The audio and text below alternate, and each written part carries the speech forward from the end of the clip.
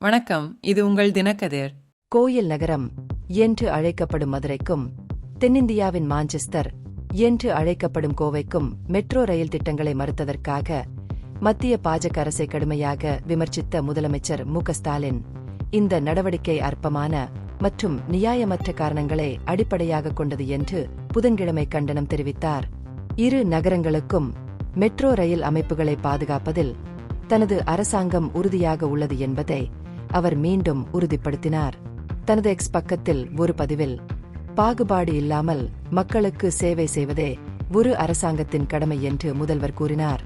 இருப்பினும் மத்திய அரசு தமிழ்நாட்டின் ஜனநாயக தேர்வை அரசியல் பழிவாங்கலுக்கான காரணமாக கருதுகிறது என்று அவர் குற்றம் சாட்டினார். பாஜக ஆளும் மாநிலங்களில் உள்ள சிறிய இரண்டாம் நிலை நகரங்களுக்கான மெட்ரோ திட்டங்களை எதிர்க்கட்சி ஆளும் மாநிலங்களுக்கு மறுக்கும் நடைமுறை கூட்டாட்சி மதிப்புகளை சிதைப்பதாகும் என்றும் அவர் மேலும் கூறினார்.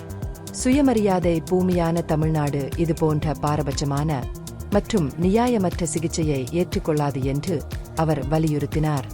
சென்னை மெட்ரோ திட்டத்தை தடுக்க முன்னர் முயற்சிகள் நடந்தன. ஆனால் அந்த சவால்களை மாநிலம் சமாளித்து முன்னேற்றத்தை உறுதி செய்தது என்பதை ஸ்டாலின் நினைவு கூர்ந்தார். அதே உறுதிப்பாட்டுடன் மதுரை மற்றும் கோயம்புத்தூரின் எதிர்கால வளர்ச்சியை ஆதரிக்க அரசாங்கம் மெட்ரோ ரயில் அமைப்புகளை பெறும் என்று அவர் கூறினார். செவ்வாயன்று மத்திய வீட்டுவசதி மற்றும் நகர்ப்புற விவகார அமைச்சகம் இரு நகரங்களிலும் மெட்ரோ அமைப்புகளுக்கான தமிழ்நாட்டின் திட்டங்களை நிராகரித்தது. 2017 மெட்ரோ ரயில் கொள்கையில் கோடிட்டு காட்டப்பட்ட மக்கள் தொகை மற்றும் பயணிகளின் எண்ணிக்கை அளவுகோல்களை இந்த திட்டங்கள் பூர்த்தி செய்யவில்லை என்றும் விரிவான திட்ட அறிக்கைகள் தொழில்நுட்ப கட்டுப்பாடுகளை குறைத்து மதிப்பிடும் அதே வேளையில் தேவை கணிப்புகளை அதிகப்படுத்தியதாகவும் அமைச்சகம் வாதிட்டது.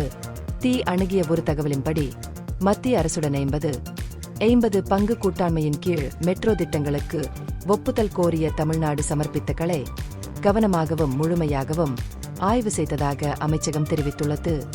இந்த பகுப்பாய்வு நுண்ணறிவுள்ளதாக கண்டால் முக்கியமான அரசியல் முன்னேற்றங்கள் குறித்த கூடுதல் புதுப்பிப்புகளுக்கு லைக் செய்யவும், ஷேர் செய்யவும், சப்ஸ்கிரைப் செய்யவும். இது உங்கள் தினக்கதிர். நன்றி.